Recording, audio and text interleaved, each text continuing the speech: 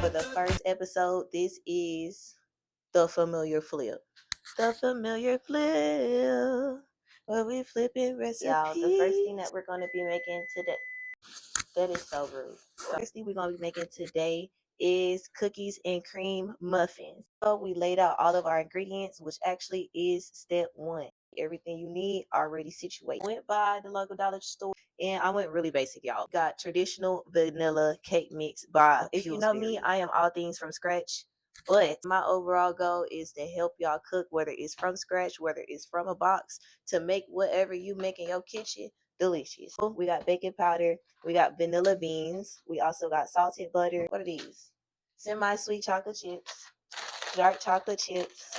We got some eggs, some chocolate syrup, buttermilk, and some Oreos. Oh, also we got some imitation. And we're gonna go ahead and get this started. All right. The second step is gonna be to warm our ingredients to room temperature. So you have all your ingredients at the same temperature. It makes it easier for them to really blend together, stick together, and give you the best quality and a really moist cake. Ingredients that we need to bring to room temperature are our butter, our buttermilk, and our eggs. Our salted butter, I need 1/4 cup of this, so I'm going to cut that and put this in this cute little pan because I really don't know what else to use this pan for. I'm going to get this buttermilk into a pan on the stove. For the eggs, the trick that I like to use is putting it into some room temperature warm water, osmosis to nice and room temperature. Now, how are we going to flip this recipe to elevate it and make it better than anything your friends and family is going to bring to the cookout? Butter, for one, we are going to bring it to room temperature, but we're going to take it a step farther,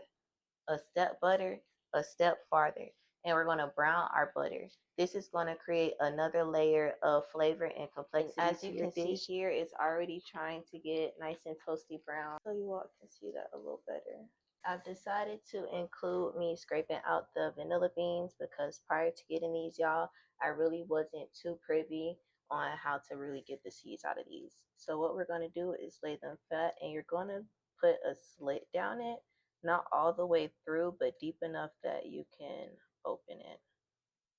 And now what I'm going to do is take that and peel it open, and then you can see all of those yummy seeds inside. This is about what we got out of the first one. Our next step is going to be mixing our dry ingredients. So we're dumping our cake mix into the bowl. Also going to add in, let's see, just a dash. I don't want them to really be able to tell it's in there, but be like, oh, something is really like kicking off the chocolate. And usually it'll be espresso powder, but I don't have espresso powder. I thought I did, but we don't. So we're gonna do that. And we're going to go for 2 teaspoons actually of baking powder. I feel like 1 tablespoon is pushing our spatula, and just give that a good mix. Not too much of a mix because you don't want to overmix your flour. The more you move it around, the more gluten it makes, and that makes your cakes, muffins, anything more chewy. Our fourth step is going to be mixing our wet ingredients, which is going to be our milk, our eggs, and our oil. So I'm going to start with adding my eggs in, and we're going to give that a good whisk.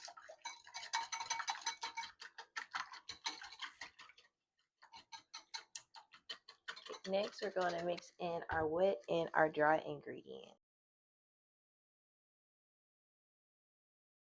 Add in our cookies, little semi-sweet chocolate chips, dark chocolate chips. Look at that.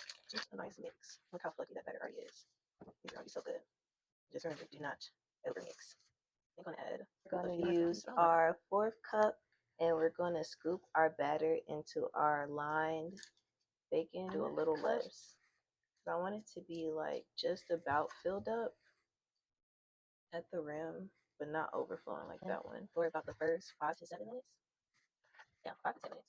Then after that, I'm gonna drop the temperature to 350 and bake until they are. All right, now we're gonna put these just right in there.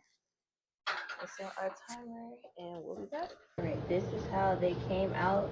They didn't rise as much as I would like them to have, but we're gonna try to adjust that for the next round.